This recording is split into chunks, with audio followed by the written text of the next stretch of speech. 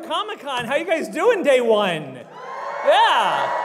I love this. This is amazing. I love this. I need that suit. I got a wedding this month.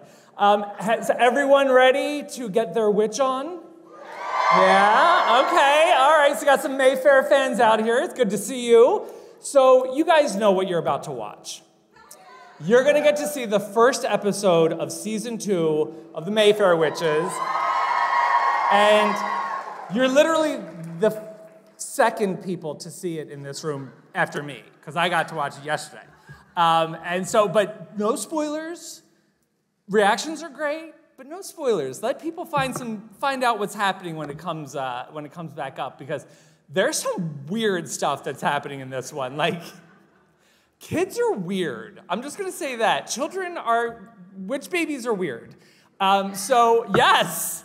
So I'm here to tell you also that we have a premiere date for season 2. It will be January 5th, 2025. So mark your calendars. And we're gonna take a little bit of a look back first at what we saw in season 1. Then you're gonna get the first episode, 201. And then there's gonna be a bit of a look forward. We're gonna do some divination and see what's coming up in the future for our Mayfair Witches. And I was on set earlier this spring during some filming, and if it's not in the look forward, I'll give you some hints about that stuff as well. Because again, super weird, super witchy, and awesome. So enjoy. Remember, no spoilers. Apparently, no cameras, right? Because apparently, if you do, you have to have a conversation with Kanye West. Yeah, nobody wants that. Nobody wants that for you. And enjoy episode 201 of Mayfair Witches. And season 1, don't forget, is available and streaming on AMC and AMC Plus now. So enjoy, and I'll see you in about an hour. Did I tell you there was some weird shit going on down there? And that's just the tip of the iceberg, you guys. Trust me, there is more to come, weirder stuff to come, scarier stuff to come. And those kids, man, those demon baby lovers, they grow up so fast. So let's just talk a little bit. So I'm Damian Holbrook from TV Guide Magazine and TV Insider, and it's so great to be back with both New York Comic Con and the group here from Mayfair, which is the Anne Rice's Immortal universe in the AMC and AMC Plus world. This also includes, obviously, Interview with the Vampire, which concluded its second season. Yeah. And then we've got our brand new series, The Talamasca, that is slated for next year and in production right now. So Mayfair Witch is obviously led by an incredible cast and group of producers and writers, many of whom are here with us today. So it's back, don't forget, Sunday, January 5th on AMC and AMC Plus. And we are thrilled to have you guys here to talk with this group. And also we have a very interesting way of doing audience questions today. If you guys haven't seen it, it's wild. So I want to bring out our team now so we can get to talking and then you guys can get to questioning. So let's bring out and give a warm welcome to executive producer overseeing the Anne Rice Immortal Universe, Mark Johnson. Our showrunner and executive producer, Esta Spalding. Tongayi Chirisa, who plays Cyprian. Our newest cast member and witch, Moira Mary Mayfair, Alyssa Jirrels. And the one and only Cortland Mayfair, Harry Hamlin.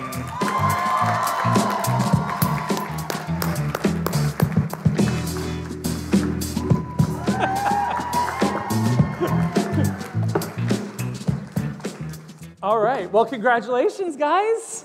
You survived season 1.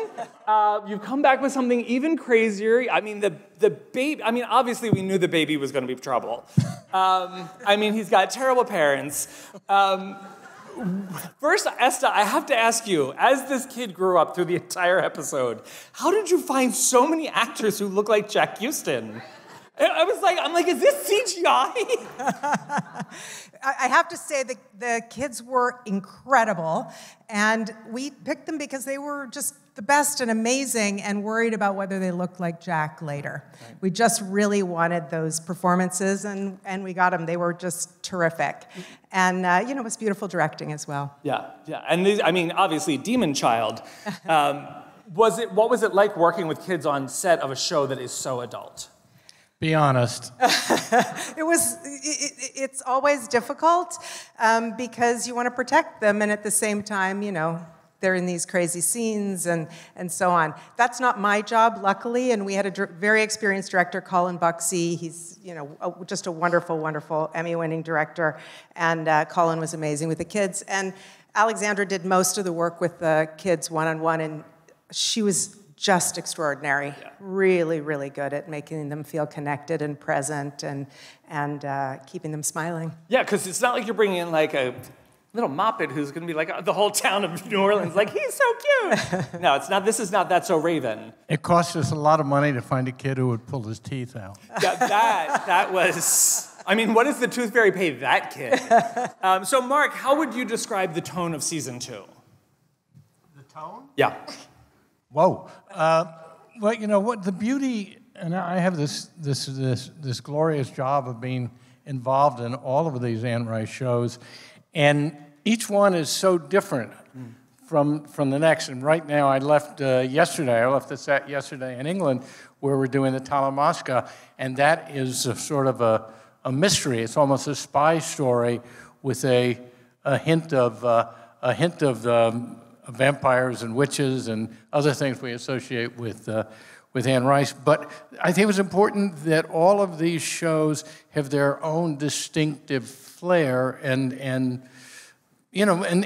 be not, on one hand, have them be connected, on the other hand, have them be something completely different and satisfy different appetites.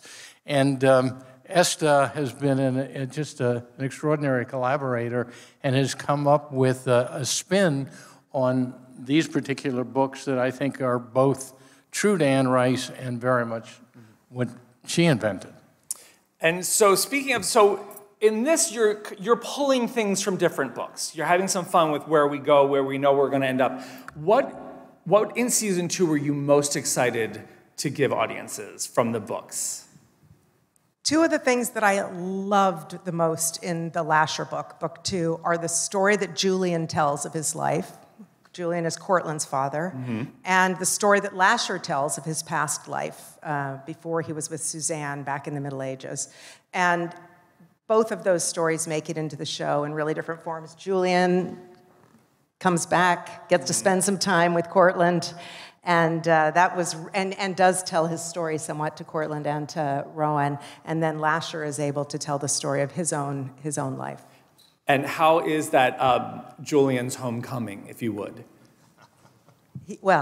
Julian is demented and great. It's wonderful. It's really, really dark. And Ted Levine plays Julian. I mean, he's phenomenal. It's a really delicious part of the season. No better person than Buffalo Bill to play my father. Right, yeah. So. Yeah, and now like pieces start to fit together. And you're like, oh, Cortland was right. Yeah. So obviously Alexandra could not be here today, but it looks like we are seeing her really, we actually just watched her literally step into her power, more of ownership after being so tested in season 1 and by this child. Where is motherhood going to take Rowan? Well, Rowan is she's got a very strange relationship with this child in the most Anne Rice way. She was lovers with this being when he was a demon spirit, and now she's this creature's mother. She also gets all of her witchy powers, both the healing powers that she loves because she's a doctor, and also the destructive powers that she's exploring more and more from him, from the child. So only, as you've seen, only when he's there does she have that power. We always think of him like a little battery who charges her up and then she can go out into the world to do these things. And that's a really strange and complicated and kind of sick relationship. Yeah. So, like you guys know, like Anne Rice loves weird boundaries. How far into that are you leaning? Because, I mean, we even saw hints of it in this episode, like, where are we going? Is this like... I don't want to give too much away, but, Are we going like Game of Thrones? Are we going... I can't tell you that, okay. But it's fun. And we explore it in a way that I think tells Rowan's story as a really powerful woman who wants to be, away from this demon and free of it and to have just the power for herself. Right. I think we tell it in a really fun way. Okay. All right. Tongayi. Sip had a very tough first season. This guy, first of all, he can't touch anything. His involvement in the Talamasca is very tenuous at this point. Like, he has not been playing by all of their rules. What is his relationship and the actions he's taken in season 1? How is that going to affect him in season 2? Before I answer that, New York Comic Con, how y'all doing? Oh man, thank you for coming out. It's really appreciated. We salute you. Now, what was that question? How is Sip going to pay for what he did in season 1? How is this going to change his path? We find him in a very difficult space. But his main mandate is to get the child to the Talamasca, regardless of his relationship with Rowan and the relationship with the Talamasca. Because there's a lot of stuff going on that he can't quite trust, his superiors. And so we find him for the first time actually making an independent choices apart from the Talamasca.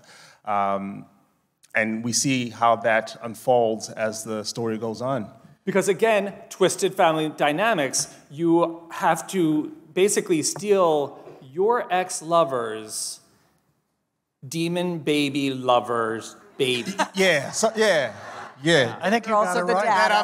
I'm the father. And then basically turn it over to bureaucrats. Yeah.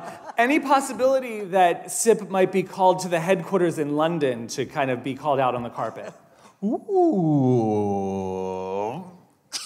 Maybe. Okay. All right. Okay. Maybe. All right. Because, there's some stuff that he knows as the season goes on, he just kind of like puts certain pieces together. Right. And in a way, there's stuff that he's kind of like being, I don't know if I should say, framed. Okay. Yeah, Okay. so All right. now he, there's some stuff that he needs to then kind of like. Well, it's definitely not an organization I would trust. Yeah. Yeah. Alyssa. Hi. Hi. Welcome to the Mayfair family. Thank you. Thanks so much. Welcome to the family. I'm sorry for your loss. I know, me too. This young lady rolls into town. Yeah. With a big old chip on her shoulder. Yeah. Let's talk about her because she's a little force of nature as well. Yes, she is. She's a force of nature. I mean, but wouldn't you be if you've lost your sister and your family are all witches and they're all like batshit? Wouldn't you be? Yeah. And you hear everything. Yeah, exactly. Yeah. So Moira is sort of the black sheep of the Mayfair family, and as you guys just saw, and she reads minds, which makes her able to hear every non-kosher thought that her family is thinking. And so she's got a bit of an issue with them, but she's got a sister who she just lost, so she's here to kick some ass. Yeah. And how soon does it take you and Alexandra to really just butt heads?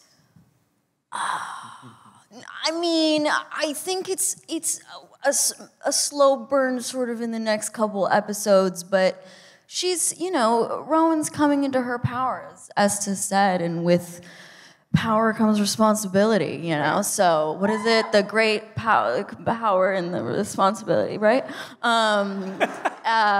So, Moira kind of comes in and just makes sure that she's utilizing that correctly, really. So they butt heads, but they also are more similar than they. And Moira's been in her power for a lot longer. Yeah, definitely. Yeah, definitely. I mean, she has, I think, a complicated relationship with it, but she's got a lot of it.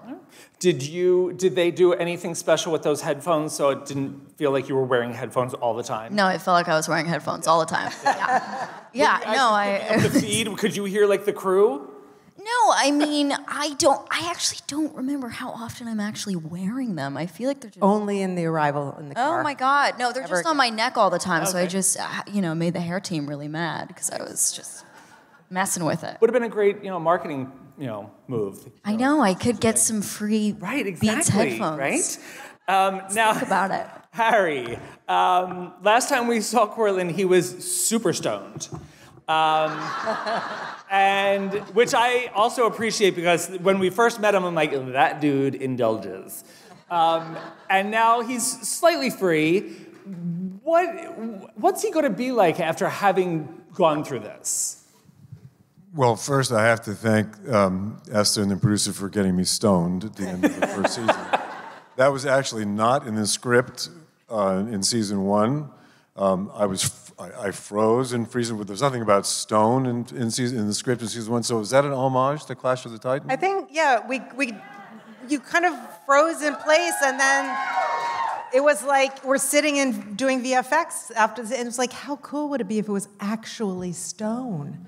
You know, and he sort of joined the mausoleum as part of it, and then Rowan can pack him up and take him to the basement or something. Yeah, I mean, when I saw the end of the first season, I thought, well, okay, so now what? All right. Do I still have a job? Right. But fortunately, you've written me a way out of being stoned. I'm sober now. And season 2 is kind of really more of a father-son thing. A lot of revelations about me and my dad, Julian, who is played by Ted Levine, who, for those of you who are aficionados of The Silence of the Lambs, he played Buffalo Bill in that. So you know how creepy he can be, right? So we have an extraordinary run together in season 2, and I can't wait for you guys to see it. Yeah. Nice. All right. And now, obviously, you guys know, like, if you follow TV or movies, they're always like, oh, New York is a character in the show, or like Chicago is like one of the characters. But like in these shows, New Orleans is a character. Like New Orleans is just a character on anything. How was it filming down there? How did that help you guys kind of tap into the vibe of this show? Because I can imagine I know the resources down there, if you want to go search the occult, if you want to go to a vampire cafe, if you want to get, you get sage at every corner. How was that for you guys, kind of dipping into that world? I mean, it's incredible. And there's so much talent there that became a part of the show. I mean, in the first season, we have this extraordinary parade of the dead and so on. That we just found people from all over the city to come out for that. Bring their music, bring their costumes and so on. It's just a place that kind of fills. I feel like it's in every corner of the frame, every piece, and really, really in the talent. And obviously, we're shooting in these beautiful streets. Oh my God, yeah. It's just the city shows up for you. Yeah. Alyssa, did you drop into like Marie Laveau's voodoo shop? Yeah, I had one reading, and the woman spent the whole time telling me about her boyfriend that lived in another country. And then she was like, you're gonna be so blessed. And then she charged me like $50, and then I went outside and I had a $90 parking ticket. So that was nice, okay. That was my one experience with a tarot card reading. So anyway, but otherwise. You love New Orleans, I right? loved it. I loved it. No, it's great. It's like, it's an insane place. It's beautiful. It's like they have some of the oldest graveyards in the world. Maybe not the world, in America, but they have. The building next to me was called the Mayfair, which was actually kind of a wild thing. And all of our crew lived nearby. You're totally immersed in it. Yeah. And Tongayi, did you get used to the extraordinary humidity and heat? No. Yeah. Actually, that's kind of cool that we kind of filmed a lot early on in the year, so it was a lot cooler. Yeah. So that helped me with my gloves. Right, you're always in a full-length coat. I'm like, this man is going to die on film. And now we have Rowan wandering through lagoons. She can fix you. Yeah. Please tell me that was filmed on a soundstage. You did not put that woman in the water in New Orleans, did you? Oh, the ending of the first episode? It was in 2 pieces. We had a lot done actually outside at Lake Pontchartrain. Very, very, and we got that mist that way and the moonlight and so on. And then there was also a tank on stage where we did the close work and turned around, and we were much more in Rowan's experience, so that we weren't trying to make her do that in cold water. Good, okay. Yeah. Mark, we're going to go to audience questions in a second, but Mark, obviously you're overseeing the universe, and everyone will ask, when are we going to start seeing some crossovers, some Easter eggs,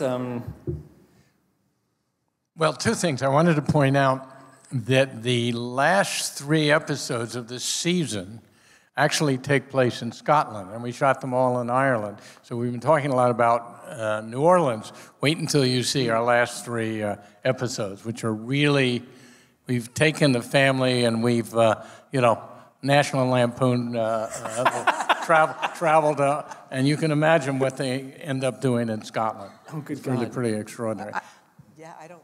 Can they imagine it? It's pretty weird. Yeah, I can't. I couldn't imagine what we just saw. She imagined it. Yeah. You know what? It's very hard for us to think of legitimate ways to cross over between Mayfair Witches and Interview with a Vampire. However, in the show we're shooting right now, Talamasca, there is going to be considerable crossover, and some characters you've fallen in love with or fallen in hate with in both shows may appear in the Talamasca. Okay. All right.